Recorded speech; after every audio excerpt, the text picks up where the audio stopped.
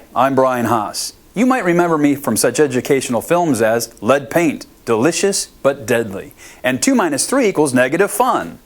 Well, I'm coming to you live from the Palm Beach State College studios in Sioux Falls, South Dakota, to talk to you about report writing.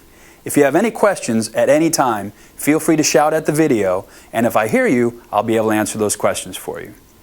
So what's on everybody's mind is, what exactly is a report? Well, the main thing is, it's a legal document.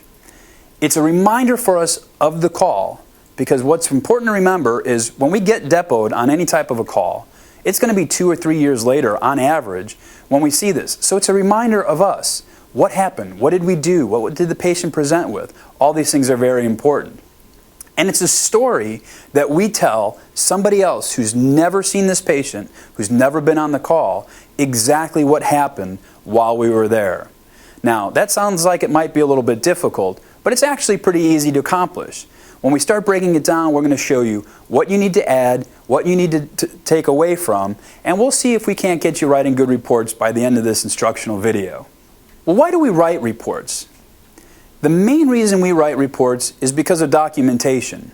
We have to document absolutely everything that we did, that we saw, that the patient told us, and anything that makes a difference to either the outcome of what we did with the patient or the outcome of the call.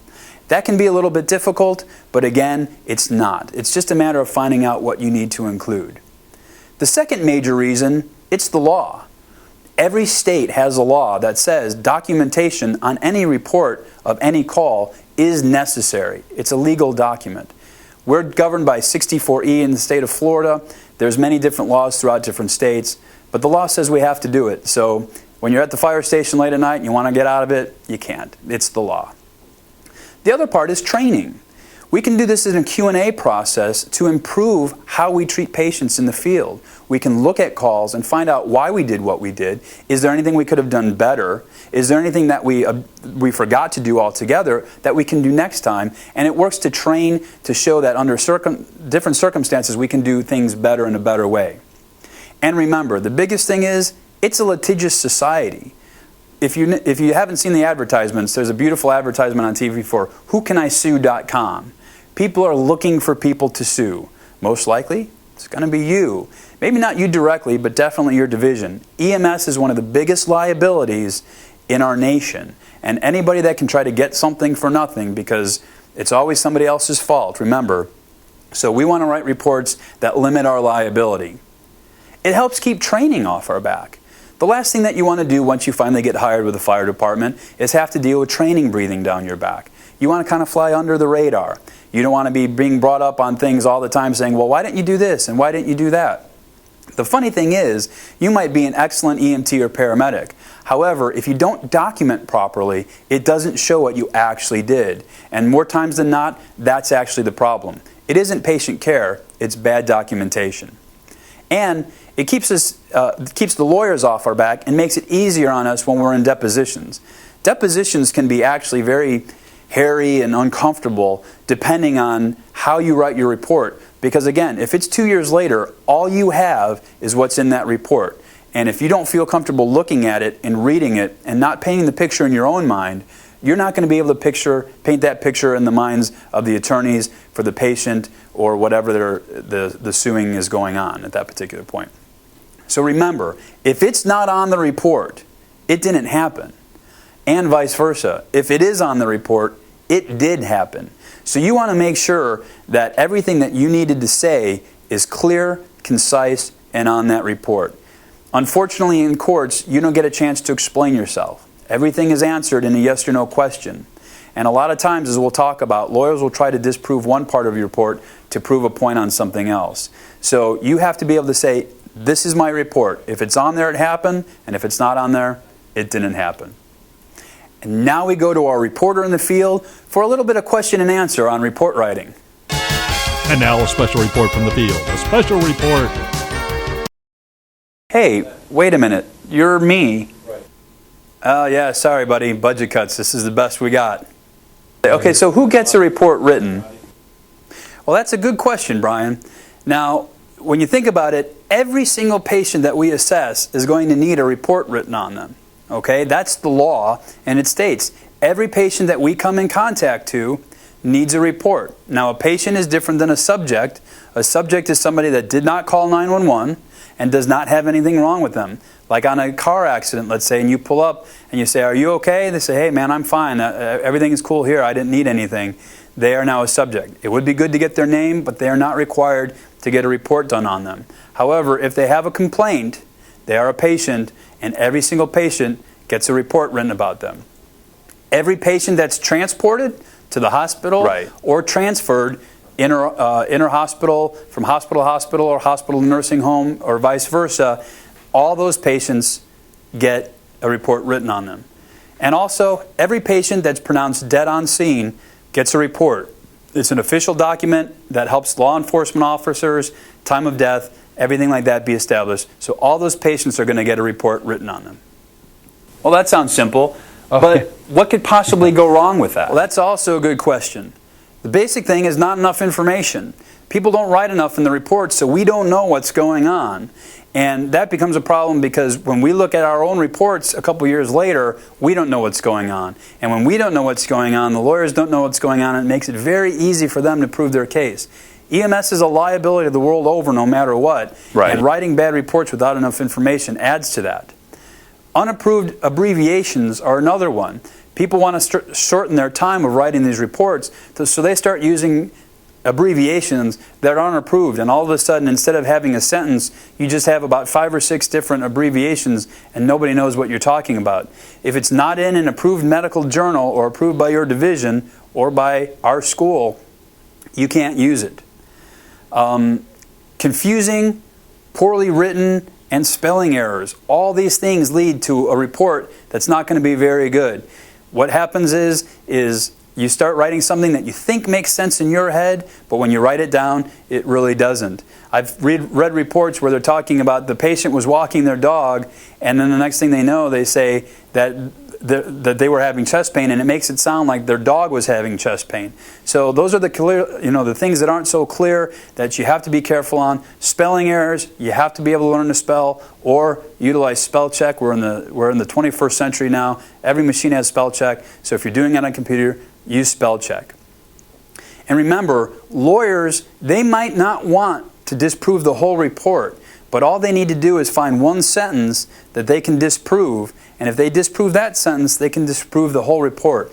So what you're doing is you're writing a good sentence. And remember, and this is key, that when you're in a courtroom setting, the lawyer is going to answer you questions that are closed-ended questions. They don't want you to be able to explain anything, and that's their right. They can do anything and ask you anything they want. And if you start saying, yes, but wait, I want to answer that, you become a hostile witness. The judge can tell you, answer the question, yes or no. So don't think that you go, oh, well, I'll be able to explain this in court because I'll just say this, this, this, and this. They're not going to ask that. They're going to say, yes or no, did you do this? And all they're looking for you to do is say, it's possible. So when you start saying, isn't it possible that, and you're like, no, it's not possible. It's not even possible. No. So you're telling me that in this universe with hundreds of millions of possibilities, there's not the slightest possibility that this might have happened in any way, shape, or form on your call. And if you're doubting yourself and you go, well, it's possible, then you hear the gasp from the jury, and it's all over for you. Because if that's possible, then it's possible that you didn't do this, this, this, and this, and now that's it. So one of the problems that you're going to find is that it might not have anything to do with the call, but it's enough to disprove the rest of your report. Now, there's something that you might not know. This is a little fun fact. Did you know that 1 out of every 4 healthcare providers in America will spend jail time just by writing bad reports? Okay. No, not really. But if that was true, just think about how shocking that would be. All right, back to me in the studio. Well, thank you for that really interesting report. So, now that we've had some funny stuff, let's go on a little bit more detail about what we're looking for when we write reports.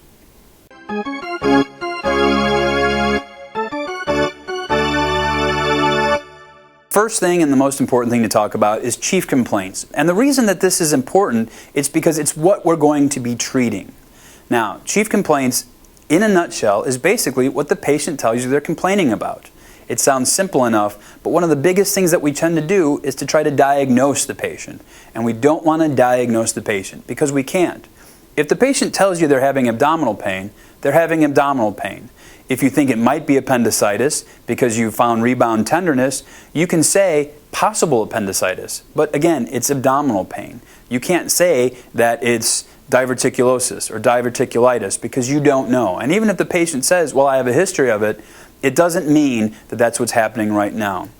So you put the chief complaints in there. Be careful not to diagnose. That's not our job. The one kind of caveat to this, if you have a fractured femur and the femur is sticking through the skin and it's fractured, you can say fractured femur. You know what it is, you're treating it, you're splinting it, that's fine. But the majority of your calls that you're on, the patient's chief complaint is going to be simply what they tell you. And try to avoid linking one symptom with the other. In other words, the patient's chest pain caused the shortness of breath. How do you know the shortness of breath didn't cause the chest pain? So you'd simply put chest pain and shortness of breath. Don't make it more complicated. The second thing, and this is the key to writing a good report, is it has to be pertinent. We talked a lot about how to change these programs to make it easier for you to write a report and get in your own swing of doing things. Well, what we found is I like to do it one way, somebody else likes to do it another way, and we started getting a little bit lost in the process. So the main thing that we want to focus on is pertinence. Is it pertinent to the call? If I have a sliver in my finger, and I had my appendix out when I was 5, which was only 20 years ago, that's not pertinent to the call. However, if I have a sliver in my finger, and I said, oh, by the way, I have a pin in there or something like that, that might be a little bit more pertinent. So you want to keep it pertinent to the call. We do these by keeping things of pertinent positives and negatives, which we'll talk about in a little bit. But again, does it make a difference in what we were treating the patient for? So it has to be related. You don't want to put information in just for information's sake. And the same thing is you don't want to leave something out that really needs to be in there. And we'll talk a little bit more in depth about that. The next thing is simply what the patient says. What did the patient tell you? You can use the use of quotes in this, especially if they say something interesting. One of my favorite lines that was used at a hospital clinical recently was that the patient told us that it felt like there was a dead fish lying on his chest. We're not really sure what kind of fish it was, but that's something that's a little out of the ordinary. So you might say, patient states he's had chest pain for 3 hours. Patient states, in quotes, it feels like a dead fish on my chest, unquote. This way we say these are his exact words. We want to get in the habit of saying patient states, not everything is a quote, but the unusual things, the things that are very specific, we want to go ahead and use quotes with that patient. What about witnesses and bystanders? Let's say that you have a car accident and your patient's unresponsive. You want to talk about what they saw, what they can tell you about the accident. If they say, well, yeah, I saw this guy and all of a sudden he was in the left lane, he just shot to the right lane, never hit his brakes and crashed in the bridge abutment, now we can have an idea of maybe what happened. If he didn't hit his brakes and all of a sudden he swerved, maybe he had a history of something that happened before the accident. Bystanders, family members are good. Well, what about the history? Oh, he had it before. Sometimes patients don't tell the truth. I'm just saying. They don't want to go to the hospital. They don't want to admit that there's a problem. So sometimes your family members will be able to tell you, oh, he's been complaining about stomach pain for 2 weeks now. And the guy goes, no, it's okay. I haven't felt it. Well, yeah, you can write in there that patient's wife states that patient's been complaining about pain for approximately 2 weeks now. All these things are important. Vital signs. Vital signs are key on any report. You should kind of get in the habit of at least doing 2 sets of vital signs for BLS patients and 3 sets of vital signs for ALS patients, depending on how it works. If you get an ALS patient that you're giving medicines to, you should have vital signs before and after medications, and anytime anything changes in the call. Your basic BLS patient, 2 sets are fine. Your basic ALS patient, 3 sets are fine. However, don't feel bad to take more and put more down. What you are treating. This also goes into your chief complaint. What are we treating? In the case of, let's say the patient might be having a heart attack, you might see lead elevation in 2, 3, and AVF, but the patient's complaining of chest pain. And that's what we're treating. So you're going to write down chest pain. You can also put down in there that patient does have elevation in 2, 3, and AVF, but what we're treating is the chest pain by use of nitrates and other medications. If we were able to, through thrombolytic therapy, treat the MI in the field or the heart attack in the field, we would be able to put that down that this is what we're treating, the heart attack. But we're not doing that right now. Some areas are, and they have to get things faxed from the physician of the receiving hospital, etc., and so on. So what you're treating. And what are the results of that treatment? If the patient is extremely tachycardic and you synchronize cardiovert that patient and the patient's situation changes, you want to document that. His heart rate was 220. We cardioverted him once. It went down to 114. Patient's skin became warm and dry from cool and clammy. Those are the things that we want to include in there. What are the results of the treatment that we were given? And pertinent positives and negatives. You're going to be receiving a handout of pertinent positive and negatives for some types of calls, such as abdominal pain and chest pain. Pertinent positive negatives come in two ways. Subjective, which is what the patient tells us, and objective, which is what we see. The difference between that is, let's say I'm asking the patient about chest pain. I obviously can't see the chest pain in the patient, so I'm asking him, how does it feel? Is it sharp? Does it radiate? Those are all pertinent positives. Pertinent negatives might be, he's not short of breath, he's not nauseous, he's not lightheaded, things like that. As far as what we see, which would be objective, would be, let's say, an abdominal pain patient. The patient's complaining of abdominal pain. We obviously we can't see the abdominal pain, but when we palpate the abdomen, we could find that, maybe it's a little distended, maybe it's a little rigid, maybe he's got some guarding. Those are pertinent positives that we can see. If it's soft and non-tender, that's a pertinent negative. Again, it's pertinent to the call. Now, if he's only complaining about abdominal pain, are you really going to worry if there's no stair-stepping to the vertebrae in the neck? No. Not pertinent. You don't need to do that. Doesn't mean you don't have to assess the patient. You always want to do a head-to-toe assessment, but it's not going to be pertinent that you're looking for signs of trauma in the neck if the only thing the person's complaining about is abdominal pain. The next big thing that we're going to take a look at is where does all this information in the report go? Now, the biggest thing that I want to be able to tell you is, yes, you can avoid duplication. If you have a run report and you have a list of vital signs on the front where you can go ahead and put the vital signs on the front. In your narrative or in the back area, you don't have to repeat the vital signs unless you want to, say if they change because of treatment that you gave. So you might want to make a little note of that in a subjective manner, which is you talking about it in your report that, hey, vitals were this, I gave this, and now vitals are that. But if it's just a standard set of vital signs, you can go ahead and put those vital signs on the front and not have to worry about duplicating them on the back, as long as they're there somewhere. Same thing goes with history and medications and allergies. A lot of times on our paper reports, we have those on the front. We don't have those on the back. So if you write it on the front of a report, you don't necessarily have to include it on the back of the report. Which brings us to, what kind of reports are there?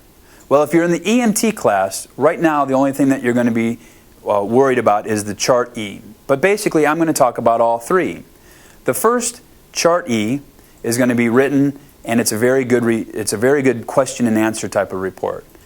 Once you move on to paramedic school, you're going to talk about SOAPs and narratives. Those are the ones that we're going to concentrate on today.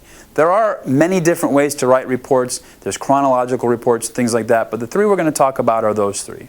So if you're an EMT student, after the Chart E, you can go ahead and use the rest of this video to fall asleep and not have to worry about it. But the rest of you got to stay till the end. Sorry, I don't make the rules. I just sit in front of the camera and talk about it. Chart E is a wonderful tool to be able to get in the habit of what questions and answers to ask the patient. It's open in its format for you to be able to take it into a patient's room or on a call and be able to write down and get in the habit of asking the patients pertinent positives, negatives, what's going on with their condition, and documenting everything to their responses. It's a very, very good information gathering tool. It's broken down into your CHARTE. The first being is C, which is your chief complaint. Now, we've talked about this before. Our chief complaint is what the patient is complaining of. It might not be necessarily the reason that we get called out. You might get called out for a seizure call. When you get on scene, you realize that the patient's not seizing, but he's got the chills from a high fever. So as we talk about that, we'll be talking about, okay, we're treating him for fever. That's going to be what he's complaining of. So what the patient's complaining of, it sounds really basic, but once you start getting some of this knowledge in your head, everybody feels the need to try to write down these incredibly brainiac, smart sentences, and it's not necessary. KISS. Keep it simple, stupid. Very simple. So chart E, chief complaint, is what the patient's complaining of. You can also use this area to be a little subjective in the way that you talk. So the patient, not just chief complaint, fever, but chief complaint, patient states he's had a fever for the past 2 days. Patient states he's taken aspirin and Excedrin with no relief. Patient states he also feels nauseous. You can start putting in some of those subjectiveness into your chief complaint because it's pertinent to what you're going to be treating the patient for. Your H is history of present illness. Now your history of present illness, again, will give you a breakdown of what to include in there, and it also goes into what you're going to be asking the patient. So your history of present illness is your OPQRST. The first one being, onset. When did this start? Very simple. It matters what you're going to be doing with the patient. Is this something that's been chronic? Is it acute? Is it getting worse? Is it getting better? All those things start from when did it start? It also kind of comes into, did it start like right now and wake you up out of a sleep? Did you go to sleep with it the night before? Those two things make a big difference in when you start thinking about what might be going on and the time frame that's going on. Let's say he's having chest pain that woke him up out of a sleep compared to something that's been going on for a few hours. Now you're going to have a little bit more priority levels in how you're going to treat this patient getting in the hospital quicker. Your P is your provocation. What provokes the pain? Is there anything that makes it better and worse? If the patient's having chest pain, was it on exertion? And does rest make him feel better? Anything like that. If they move to one position or another, does it make it better? Does it make it worse? Does it provoke it in any way? That's your P. And those are going to be, again, getting in your mind your questions about what's going on with this patient and how to approach him. Your Q is your quality. Is it sharp? Is it dull?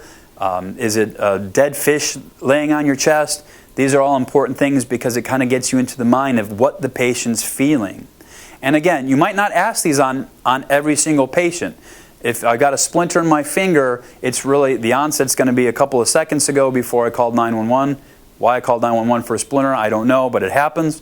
But also is that you're not going to be worried about, well, what's the pain on a 1 to 10 scale? It's a sliver. It's not that important. Even if it's a 10, it's a 10 from a sliver in my finger.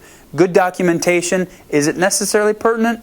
Not really. Is it good that you put it in there? Sure. But again, try to keep it pertinent. Your R is radiation. Does that pain move anywhere? Very important when you're talking about abdominal pain, chest pain, things like that. Where does it move? A lot of people complain of upper gastric pain that may radiate upwards, radiate into the neck, radiate into their back. This might be indicative of something other than abdominal pain going on. So you want to know where it radiates, or if it stays still, or if it moves anywhere at all. Your S is severity. This is done on a scale of basically either 0 through 10 or 1 through 10, depending on which one you want to do, with 0 or 1 being virtually no pain at all, and 10 being excruciating pain. This, believe it or not, can be hard for some people to answer. You try to get it as best you can. If you need to give them an example of what excruciating pain is, you might want to try to find that. But most of the time, people can answer it. It's important to get it at the beginning of the call, because then you'd also want to know, is there any change making it better or worse throughout the call? So you can tell the doctor at the hospital, well, when we got there it was a 7 on a 10 scale, but we did this, this, and this, and now it's a 1 to a 10 scale because we're really good paramedics. So those are something that you might want to keep in the back of your head. And T is your time. Your time of current events. When did this happen? How long has it been going on? Okay. And again, it makes a difference. When you start getting into advanced things such as stroke alerts, time of onset is very important. How long has it been going on? It becomes very important as to what the treatment the patient's going to get at the hospital. So you want to have, if you can, get definitive times. Oh yeah, I noticed when I walked in at 3 o'clock, he was fine, and then at 3:30 he was laying on the ground. So things like that.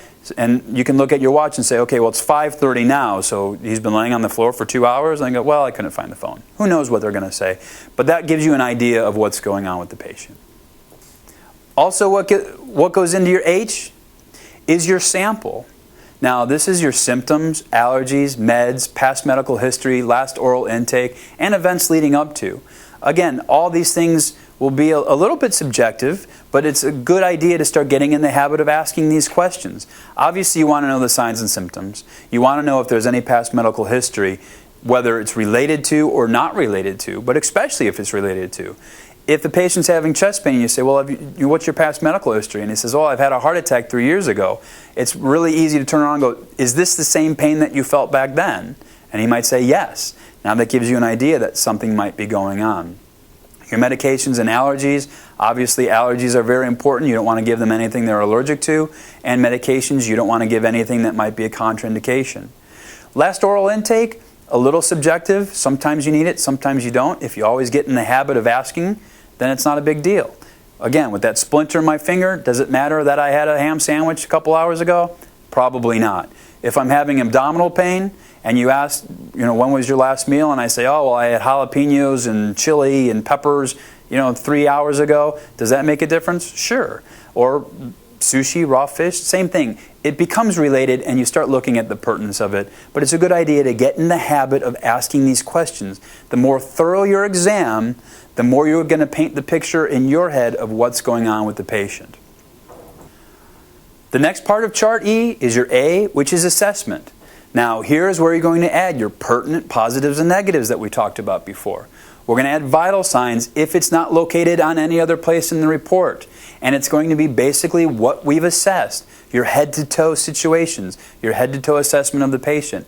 You're going to be looking at your eyes. Are the pupils pearl, equal, and reactive to light? Is there any type of fluid coming out of the ears, nose, mouth? Things like that. Again, it needs to be pertinent. So if I'm complaining about the sliver, you're not really going to be looking for cerebral spinal fluid coming out of my ears. If you do, it's a little bit excessive. But basically, this is going to be our head-to-toe assessment. We're going to do a head-to-toe assessment on every patient that we come into. It might be very in-depth depending on the patient, or it might be very simple. If all I'm complaining about is that sliver, your head-to-toe assessment is going to be very quick. If I have multi-system trauma from a car accident, your head-to-toe, while rapid, is going to be a little bit more in-depth because we're going to be looking for bleeding and deformities and things like that. So this is where, in your report on the Chart E, this is where you're going to put your assessment of the patient. Head-to-toe, ABCs, all those things is going to go right in this area. Your R actually stands for treatment, okay, which is kind of, I like to think about it as response to treatment. And this treatment is actually anything that happened before you arrived on scene and while you were on scene. So if a bystander was doing CPR, that's going to be going in this area that says, per bystander states he was doing CPR for approximately 15 minutes before he found someone to call 911, continue CPR until 911 arrived. Now you arrive, and now you start talking about, and then we did this, this, this, and this. Okay? So this area is going to be your treatment, anything that happened before you were on scene, and then while you're on scene. The next one, which is your T, is your transport and your transfer. And this will include any further treatment that you give en route to the facility, to the hospital, and also who you turned over the patient to, you transfer over to. Now, this is a very good thing to get in the habit of, is saying, turn patient over to Nurse Ratchet with vital signs intact, blah, blah, blah, blah, blah, blah, blah. As we start getting later on, we'll talk about, like, as you intubate somebody and extra information that you want to add. This would be a place in there, if you're using the Chart E for an ALS call, to say, turn patient over to Nurse Ratchet with ET tube in place, confirmed with bilateral breath sounds, negative bowel sounds, confirmed by Dr. So-and-so or Nurse Ratchet. This would be in your turned over to. And again, any type of treatment that you did en route to the hospital. If you continued CPR, if you gave any drugs, if you did any of those things, those are all going to go in this spot. And your E, which is the last part, is exceptions. Now, what's an exception? Well, there's no real one thing that makes an exception. So it's basically saying this. If it's outside the ordinary of the normal running of the call, you put it in an exception. Well, what could that be? Well, the patient spoke only Spanish, and the only person that we had to translate was a bystander or a relative. That's an exception. Where did you get that information from? So when you're treating the patient, you can say, hey, this is what the neighbors told me. This is what the family told me. This is what the translator or bystander told me. So that would go in there. Exceptions would be, let's say that you have a car accident and the patient wants to go to the hospital but absolutely refuses to lay down on a backboard.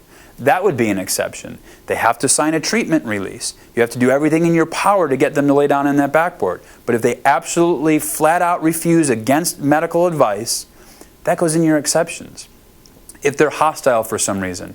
If you run a call and you notice that there's drugs on the table over there, or there's a lot of alcohol, or there are pill bottles that aren't labeled and nobody else lives in the house, or there are pill bottles with somebody else's name on it and nobody else lives in the house. Those are all exceptions because it gives you an idea of what's going on that scene that may have played a part in what your patient is dealing with. So basically your E, very simple, anything that is out of the ordinary, that isn't part of a normal call, whatever normal is, goes in exceptions.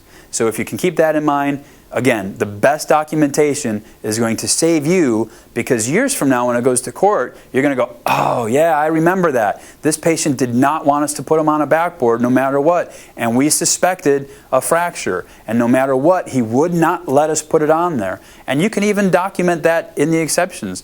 That you told patient that paralysis was going, and we'll talk about releases and treatment releases in a little bit, but it goes in here, that you advised patient that he could be paralyzed for life, and patient still refused to be isolated or immobilized on a backboard. So those are things that go into your exceptions. So that's your Chart E in a nutshell. The next thing we're going to talk about is the SOAP report. The SOAP report. It's your first type of report getting into of a narrative type of report. It's a little difficult with structure for some people, but it's actually very simple. The SOAP report is broken down into 4 steps. Your subjective, your objective, your assessment, and your plan. Now your subjective is what we've already talked about. It's everything that somebody tells you. It's subjective.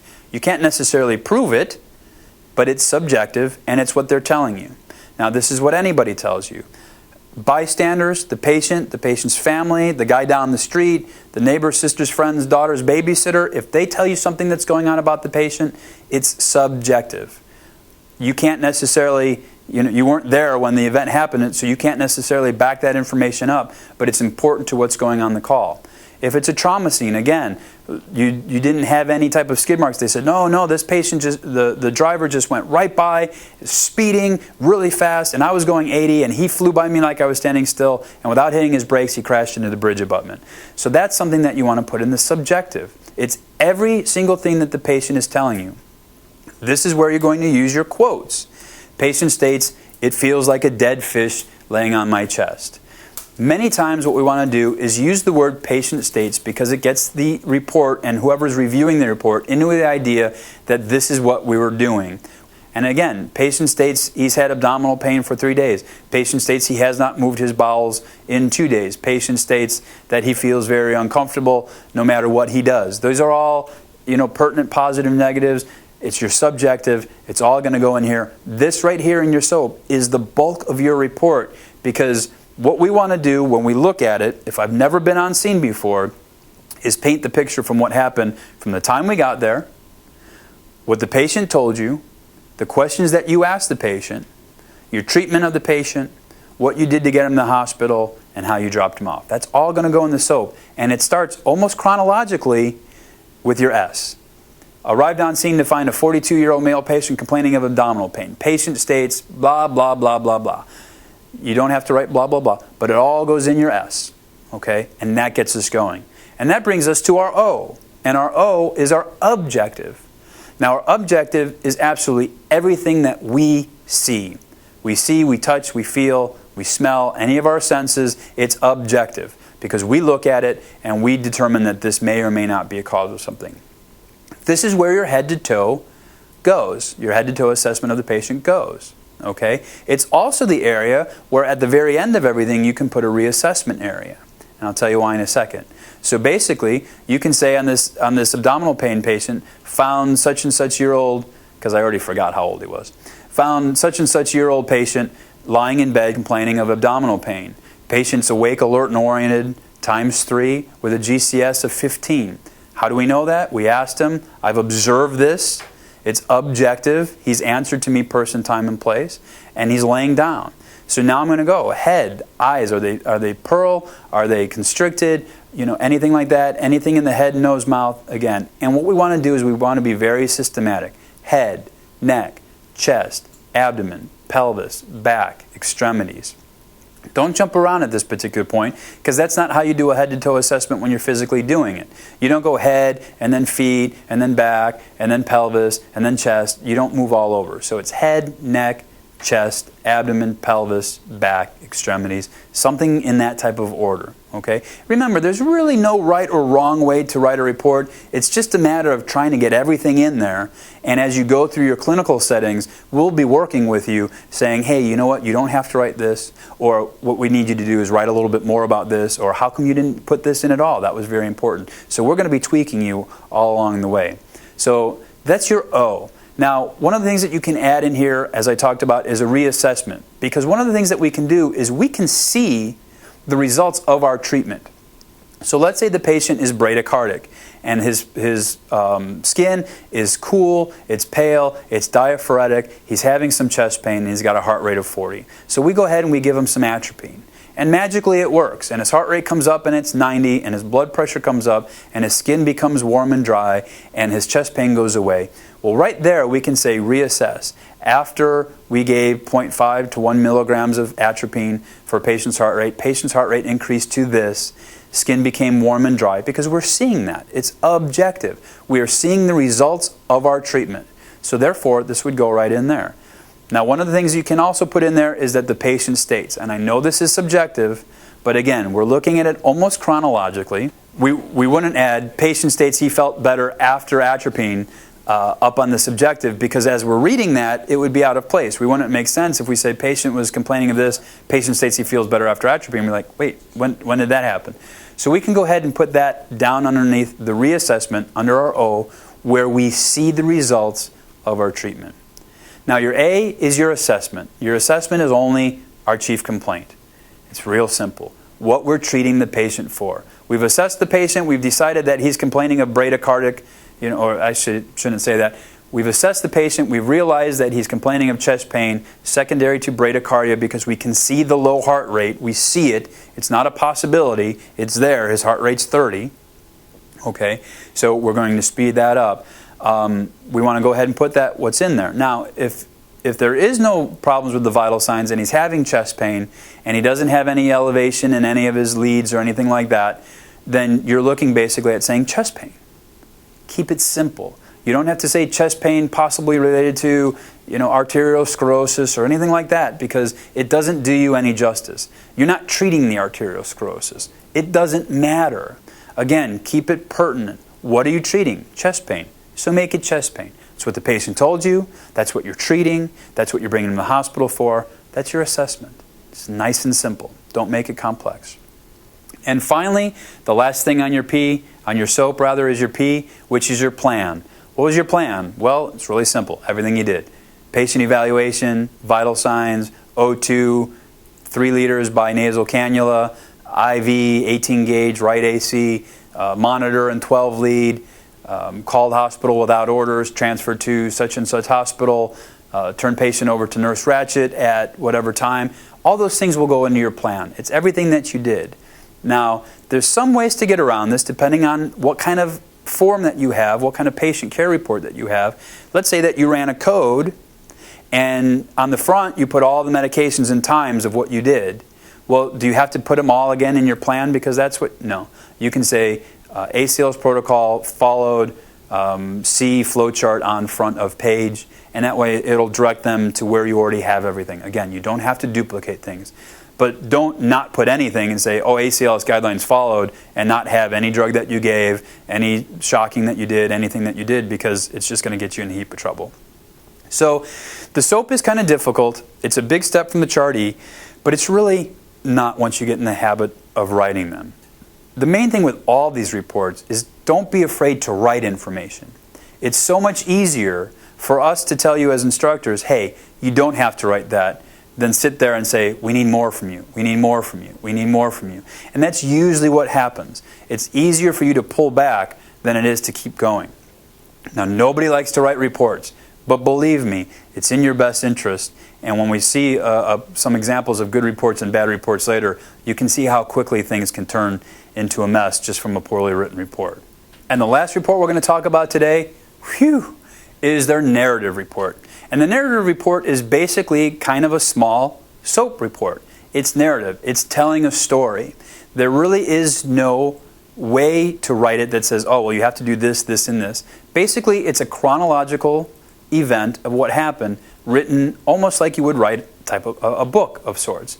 So instead of breaking it down to this, this, and this, and this like we did in the SOAP, it's basically from when you got there to the time you got off the hospital, you write openly and freely what you want to write about the patient while still including your pertinent positives and negatives, what the patient stated, what you thought was you were treating the patient for, your assessment, and anything that you might have done. So your assessment would actually go ahead and start out by saying this. Upon arrival, we found a 42-year-old male patient complaining of abdominal pain. Patient states that he was out late last night drinking, he has a history of alcoholism, and within the middle of the night he woke up with pain. Patient states that when he went to the bathroom, he noticed that there was some type of coffee ground material or dark stools in the toilet. And then you start on your narrative. You might want to add that you checked the toilet, there was nothing in there because he flushed. If there was something in there, you can describe it. And then it's the narrative. Laid patient down on stretcher, began taking vitals. Our vital signs were as follows. Boom, boom, boom. A lot of times the narrative may not have a front page where you can put the vital signs. So now it's in here. And again, it's chronologically. Started IV of 18 gauge, right AC, and infused 500 cc's because his blood pressure was 80/40. And we just go ahead from the time that we got to the report, the time that we got to the patient's house, all the way down to the bottom in a narrative format. You're telling the story. There is no parts to it. There really is no distinct setup to it. It's just telling the story. But again, you have to be a good storyteller. What I want to be able to see is I want to read it almost like I'm reading a story. When I look at it and I've never been on scene before, that I'm going to be able to read your report and go right down through it and be able to recognize everything that you did, how the patient presented. It's going to make sense. It's going to flow. What you don't want to do is say something like, upon arrival found 42-year-old male patient complaining of abdominal pain. Started 18 gauge IV on him. Patient said that last night he was out partying and he was drinking, he has a history of alcoholism. Did a 12 lead on the patient. Didn't see any type of elevation. Patient then stated this. You're going back and forth. What you want to do is make it nice and flowing. And again, no real structure to it, but you still have to have all the components of your Chart E, all the components of your SOAP, all that information that you've asked, and put it together in a couple of paragraphs. And it's just more, it is what it is. It's a narrative. So this one gives you a little bit more freedom to write a little bit more openly without having to be worried about structure, but it's difficult in the way that it's easy to forget information. You might forget that, oh, by the way, the patient said he was an alcoholic, or that he vomited coffee grounds, or anything like that, because you're starting to just go one after another, after another, after another, and you're just trying to get to the end. So be diligent in your work with this one. We're going to go ahead and keep an eye on you as you go through the program with this one. It's almost like a SOAP, but it's more free form, gives you a better idea of what to find when you write it. The last part about this with report writing, all the good things we do, we're going to make mistakes. And that's okay, because that's what you're in school for. You make your mistakes in school so when you get out to the field, you don't have to worry about making them. So what are some of the common mistakes?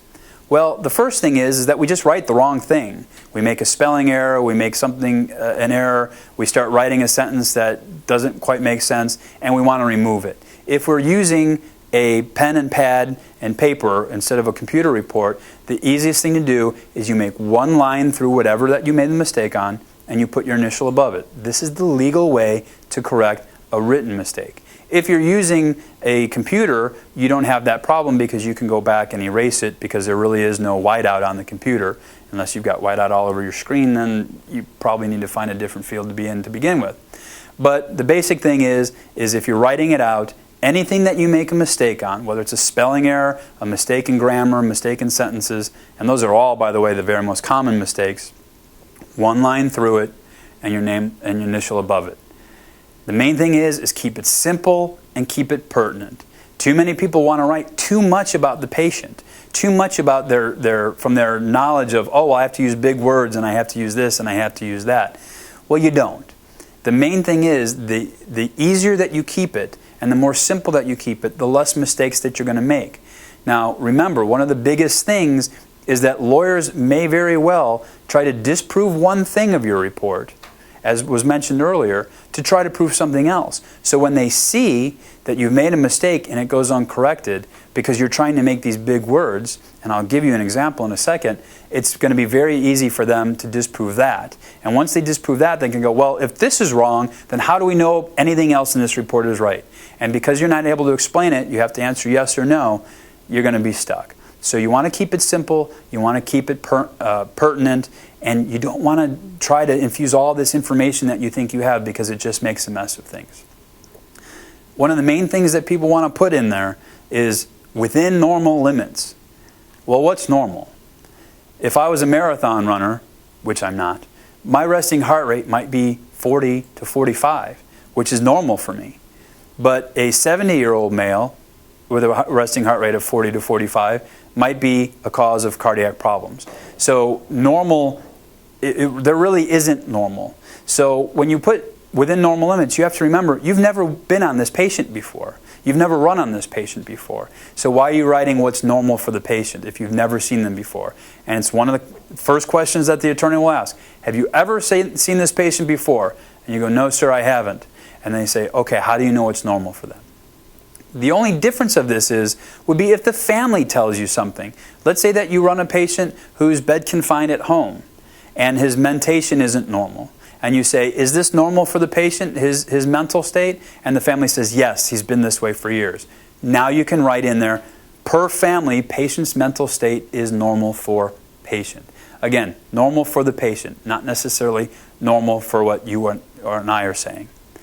The other big thing, and this is one of the examples that I use, is how a lawyer can disprove one part of your report to prove something else, is range of motion. A lot of times when somebody's putting down the extremities, they say, patient had normal range of motion. Well, let me ask you a question. The shoulder. Do you know how many range of motion tests there are for the shoulder? I'm betting that you don't. But an orthopedic surgeon does. There's dozens of range of motion tests with the shoulder. It's not just forward and backwards, up and down. It's up with your arm prone to the back. All of these things range of motion. Well, if you put extremities normal range of motion times 4, the attorney is just going to look at you and say, well, it says here that you did range of motion. Did you? Yes or no? And you say yes, because it's on the report. If it's on the report, it happened.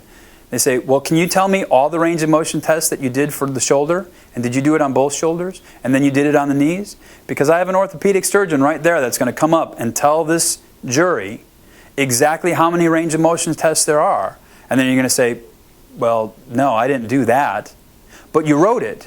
And what you previously said was that everything on this report is absolutely correct. Correct? Yes. But now you're telling us that you didn't do something that you wrote. Correct? Correct. But no buts. But can I just say, no, you can't. So, did you do all the range of motion, yes or no? No. So, if you lied on this report here, how do we know what happened everywhere else? It's that simple. Sounds silly, but it's simple. So, you can say good motion, you can say good distal pulses, but just try to stay away from range of motion, within normal limits, all those things. Those are very, very big mistakes that you can fall into. And again, the biggest and most common ones are spelling, grammar, and punctuation. And the last thing we're going to talk about, sort of, is refusals and releases. Now, this is something that can burn your butt more times than not.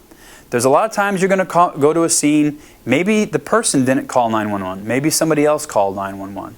But now you're there, you have a patient, and they are saying they don't want to go to the hospital, or they don't want a particular thing. I don't want an IV, I don't want this medication, I don't want to be backboarded, I don't want to do this. The biggest thing that they say is, I don't want to go to the hospital. Well, what do you do? Well, the first thing is you have to understand who can sign a release. The first thing that you see when you read the report is it has an area for the signature of the patient or patient's guardian. So right there, those are your two answers. Adults anticipated minors, and the patient himself or the patient's guardian. Remember that emancipated children, if a minor is pregnant, during the time that they are pregnant, they are emancipated. As soon as the baby is born, the minor is no longer emancipated. So it's something to remember when dealing with those things. Those are the people that can sign. Now, what about them? Well, they have to be awake, alert, and oriented with a Glasgow of 15. They have to be. They cannot be altered in any way by drugs or alcohol. There becomes very gray areas. So they have to be a Glasgow Coma Scale of 15. And you must try as hard as you can to get these people to go to the hospital. Sometimes it's very difficult. One of my biggest, the ones that I remember in my career, we did on a doctor. He was about 45. He was having a huge heart attack. And I had the 12 lead, and I'm looking at him, and he goes, he's in denial. I'm not having a heart attack. I'm not going to the hospital. I'm fine. To our best of our abilities, we tried to get him to go, and he wouldn't go. Finally, I put the 12 lead EKG in his face, and I said, if you do not go with us, you are going to die within 30 minutes. When you tell somebody something like that, there's a very good chance it might snap him out of it. He did. He came with us to the hospital, and almost 30 minutes after that, he coded. They did get him back, and he did get discharged from the hospital. But, again, this was somebody that was in denial. He had to go. There's other ways that you can get them to go. You can use law enforcement. You can use a Baker Act procedure, but only law enforcement can do that. If they are in danger to themselves, which they would be if they're making a decision. But again, the easiest way is talk to them calmly. Treat them as if they were your family. One of the things that always worked for me, I say, you know what, if you were my mother and father, I'd be taking you to the hospital, no questions asked. A lot of times that just kind of puts them in a different mindset. Be calm. Explain to them the dangers of not going to the hospital, including further injury, death, paralysis, depending on what it is. Now let's say they still don't want to go. What do? You document, you document, you document. The easiest thing to do is to convince them to go to the hospital. The hardest thing to do is go to court and try to back it up when something happens to them and they say, the medics never told me that. I told them I wanted to go to the hospital and they didn't want to take me. Well, guess what? You have a signed refusal that they sign. You have a witness of hopefully a family member or a police officer or somebody on scene. And you document that you told them flat out that they needed to be in a higher level of medical care, that it's in their best interest, that their health might be at risk, including death, dismemberment, paralysis, whatever that you want to put in there. Explain to the patient sternly and fully all these things, and the patient still refused to be transported AMA, against medical advice. So those are the things you want to do. Now, who can't sign a release? Because this makes it easy. Anybody who's altered at all. Anybody who's mentally challenged.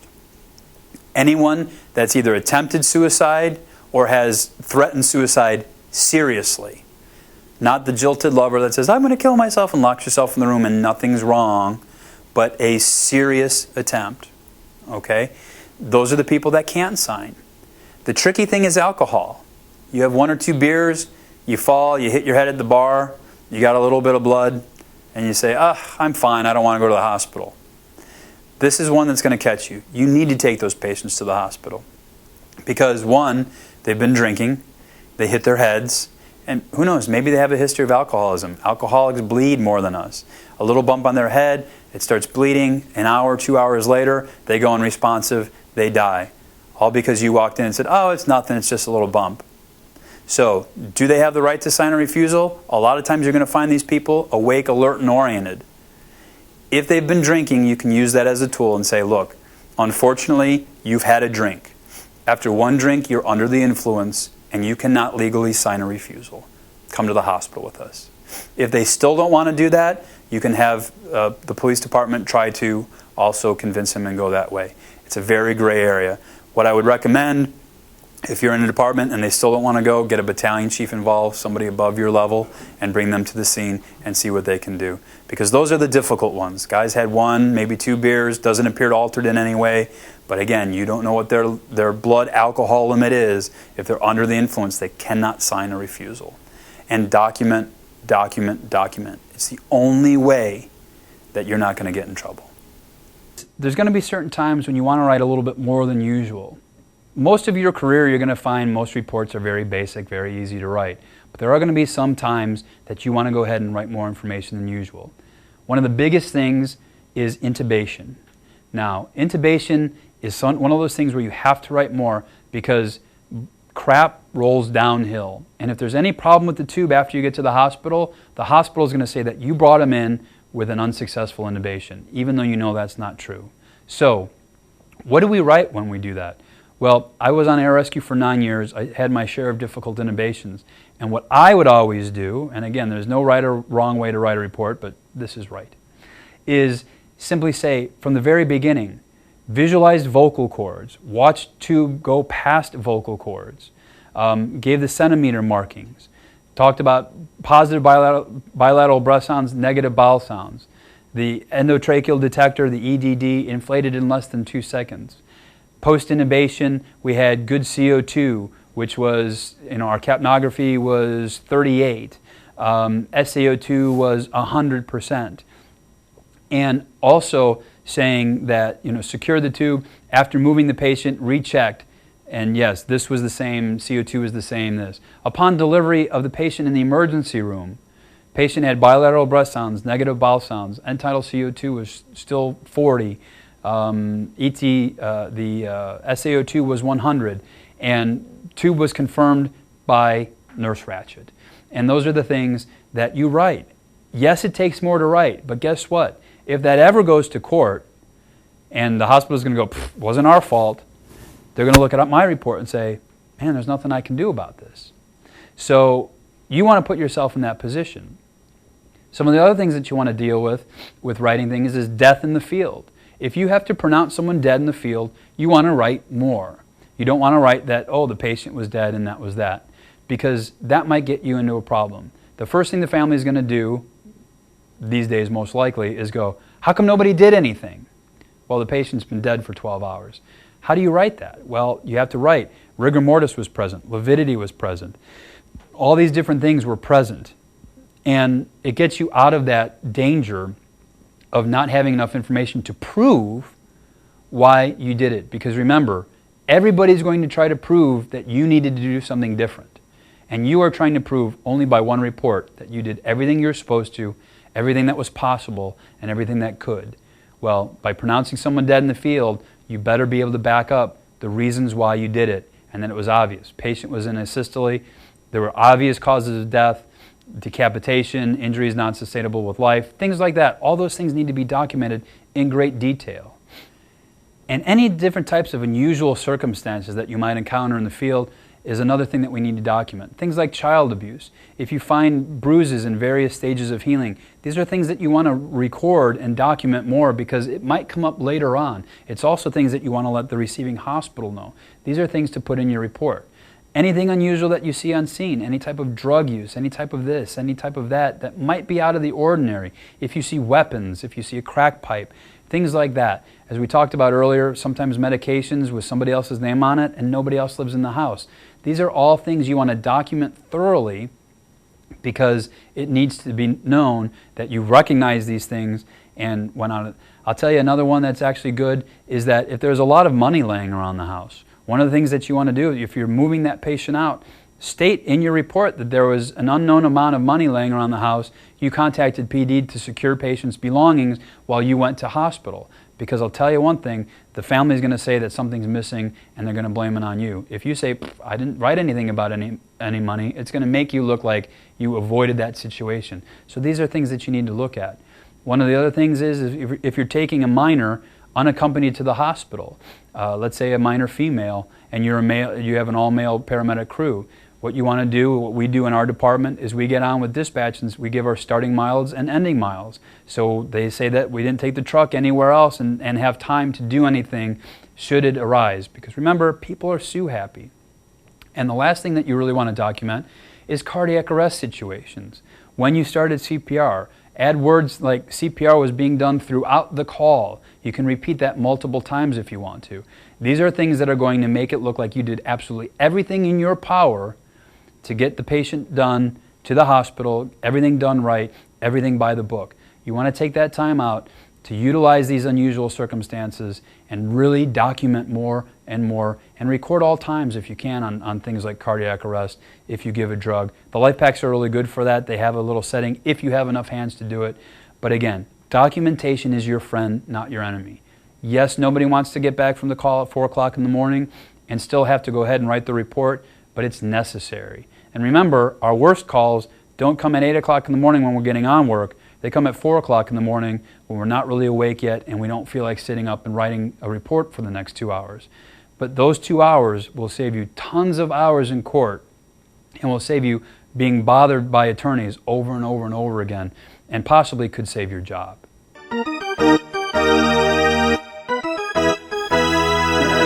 Where am I coming from? Hey. Okay, so we are going live to attorney Rob Goodman in his office. Mr. Goodman, I understand that you have a problem with paramedics writing good reports. Yeah, Haas.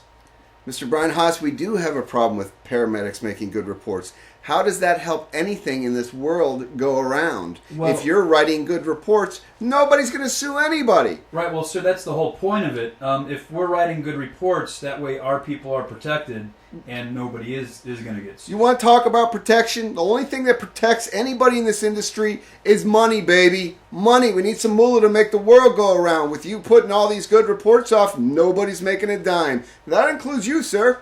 Well, actually, I get paid by the fire department They're pretty well. paid by the fire department, whatever. The bottom line is, we need lawsuits, my friend, and a lot more of them. And your good reports are not putting us in that direction. You need to rethink your strategy, sir. So you think that this world would be better if everybody wrote bad reports? No, sir, I don't think. I know that this world would be better. We need some bad reports, and we need them now. The things that you are doing out there, sir, you really need to take take a look at yourself.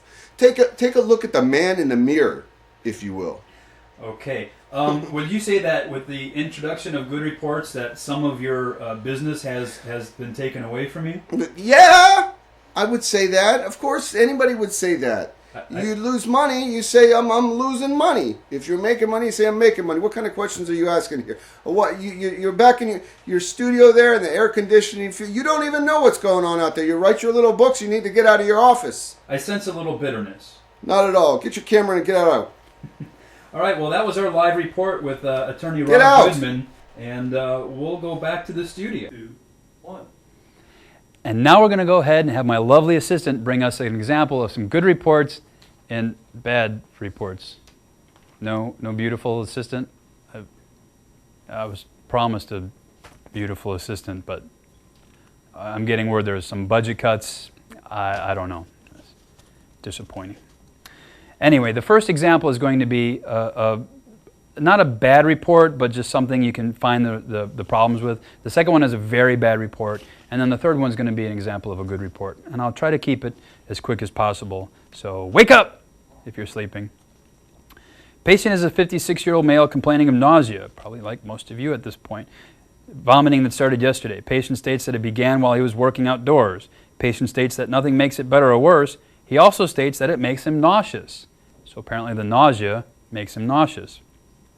Patient states that the abdominal discomfort, not discomfort, does not radiate anywhere, and he rates the discomfort on a 5 on a 1 to 10 scale of severity. Patient denies any chest pain, headache, shortness of breath, loss of consciousness, but he does say that he's nauseous. So this kind of sounds like it's from the department of the redundancy department, doesn't it? So it's one of those things where it doesn't sound like a bad report, but it really shows you that you're not really getting that point across. Maybe you don't know exactly what you're doing. We have 1, 2, 3, 4, 5 different times where he says the patient's nauseous, including one that says his nausea makes him nauseous. This one is actually, if you can try to follow along with this. Now, I know the background of this report. It's very interesting. Try to follow along and see if you can paint the picture in your head what was going on. We'll discuss this one a little in depth because it's bad. It's a SOAP report. And then we'll talk about how it could have been written better. S. Patient originally stated she had a headache. She explained that while she was driving to work, she got lost and just kept making U-turns until she stopped at the athletic club. She said she was seeing visual disturbances. Patient stated later that she had abdominal pain and pressure in her chest. Patient states she has a history of asthma and undiagnosed, untreated hypertension. Okay, if it was undiagnosed, I didn't know how she has it. She later told us that she had a history of a blood clot in her lung. Patient stated she was taking a list of medications. As we were going to give her aspirin, the patient told us she was allergic to that as well. Patient had a name tag stating she was a worker at a particular hospital. Upon arrival, the nurse supervisor told us she had a history of coagulation problems. Patient denied loss of consciousness, chest pain, nausea, vomiting, and shortness of breath. So the first thing that I want to point out in all these things is, one, she said that she was having chest pain. Then they said they were going to give her aspirin. Then they say that the patient denied chest pain. So why were you giving aspirin? But it gets better. Performed an ALS assessment on a 44-year-old female found sitting at the curb at the athletic club. There's no difference between an ALS and a BLS assessment. It's just an assessment. After your assessment, you give either ALS or BLS care. Patient was disoriented and could not give us her address or the year, but she could tell us her birthday, social security number, and day of the week. Patient would change the information she was giving several times before our arrival at the hospital. It says head, neck, all fine, chest is fine. Patient told us later in the call that she was having pressure in the chest. Abdomen. Patient told us that she had pain in her stomach just prior to our arrival at the hospital. Negative palpable masses times 4 quadrants. Pelvis stable and intact. Moves all extremities. Patient followed our commands and can move all extremities well. Back, nothing extraordinary noted. Due to the headache, moderate hypertension, and visual disturbances, we called for orders for labetalol, and we were told not to give it by the doctor on scene. Well, why do you think that is? You don't know what the blood pressure was on this, but the blood pressure was approximately 170/100. So it's not in the range of the orders for labetalol. But let's take a look at this. First they were going to give her aspirin. Then they said they weren't going to give her aspirin because she was allergic to it. Then she had chest pain, but she didn't have chest pain. Now she's going to get labetalol for moderate hypertension, which you don't do. But if they were still having chest pain and they thought they were going to give aspirin for the chest pain, where was the rest of the chest pain protocol? Just because they didn't give her aspirin because she was allergic to it, where were the nitrates? Wouldn't the nitrates also possibly help with blood pressure? The morphine might for the pain, things like that. So now all of a sudden they call and say, oh, well, by the way, she's got a headache, she's got hypertension, we want labetalol, but she's having this, she's having that. Now her assessment, as they give, is possible altered mental status. Well, if that's their assessment, which is what you're treating it for, why were you giving aspirin for altered mental status? Why would you give labetalol for altered mental status? And where is the glucose check? So as you can see, there's a problem with this report. Now, what was going on with this patient? Could you picture that? Basically, it was this. It was a woman that was confused. She was a little altered. She was driving in circles until she stopped at the athletic club and she pulled over. Then she started basically going through all the signs and symptoms that she had. I'm having chest pain. I'm having abdominal pain. Oh, by the way, I'm also having this. I'm having that. I'm having this. I'm having that. She's got a lot of things going on here, all right? Does she sound altered? Absolutely. What's our best goal here? To get her to the hospital, all right? What they tried to do was single out, okay, well, maybe it's this. Oh, now she says this, maybe it's this. Okay, now it's this, well, maybe it's this. And they wanted to treat each thing, but you can't do that. You have to pick a course of treatment. And if they decided that it was altered mental status, then none of that would work. So what we find here is we have a problem that labetalol wasn't required or necessary because, like I said, the blood pressure was not in that range, nor was she having any other symptoms of hypertensive crisis except for a possible headache. We have chest pain that they were going to give aspirin to, but didn't follow up with anything else. So you can see in your head, you can get the idea, oh, well, yeah, this patient was all over the place. Do we get those? Yeah, absolutely. But the documentation is the problem. Did they do anything wrong on this call? Not necessarily wrong, with the exception of the possible orders for labetalol, but the problem that they did have was documentation. They could have written this in a much better way to say the patient seemed confused about her own symptoms. Patient would say that she was having chest pain, then she would deny chest pain. Then she was stating that she was having this, then she would deny having this. By saying those things, it gives us the reasoning in our head why we weren't treating anything in particular. because as they said, she denied chest pain, but she said she had chest pain. As I talked to the person who wrote this report, they said that actually the chest pain was right when they were pulling into the hospital. She said, oh, now I think I'm having a little bit of chest pain. You don't even know that. It sounds like she's always been complaining about the chest pain. So as you can see, documentation here does not paint a clear picture at all about what happened. So if this went to court, boy, I'll tell you, this would be something really easy to get you on because you have no direction at all. How am I supposed to, not being on scene, know what happened? So what is a good report? And again, we're using a SOAP format of this. This is something, it's a simplistic report. There's nothing more really added to it. And see if you can paint the picture in your head about what was going on with this. 65-year-old male patient states he was cutting the grass when he developed chest pain. Patient states this started approximately 20 minutes ago prior to our arrival and is continuing now. Patient states the pain is sharp and feels like a knife in my chest, in quotes. Patient states it is in the middle of his chest, does not radiate or change with respiration or rest or position. Patient states the pain is a 7 on a 10 scale. Patient denies shortness of breath, nausea, vomiting, or other complaints. Pretty basic. He's cutting the grass, exertional chest pain, came in, 20 minutes of rest have gone by, it still hasn't relaxed, so maybe there's something going on here.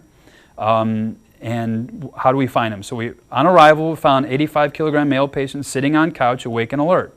Head, pupils are pearl, head's unremarkable. Neck, trachea, midline. Chest, positive bilateral breath sounds, clear, equal, and symmetrical. Abdomen, soft and non-tender. Pelvis is stable. Back, unremarkable. Extremities, positive distal pulses times 4.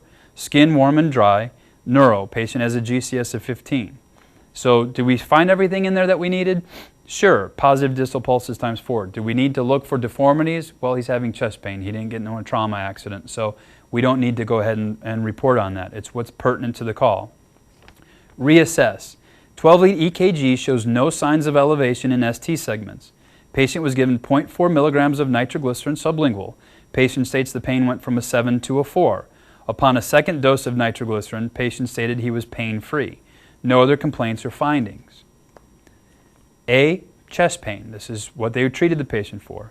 And then the plan was patient evaluation, vital signs, O2, non-rebreather mask, IV 18-gauge forearm, monitor on 12-lead, nitroglycerin times 2, contacted hospital via radio without orders, ALS transport to the hospital.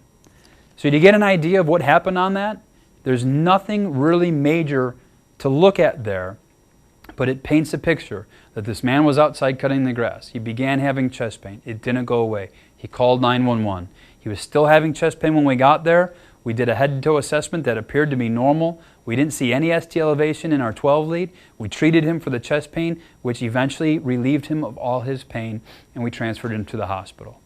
Simple, no big words, no relating signs and symptoms, just a very basic way of painting the picture from top to bottom.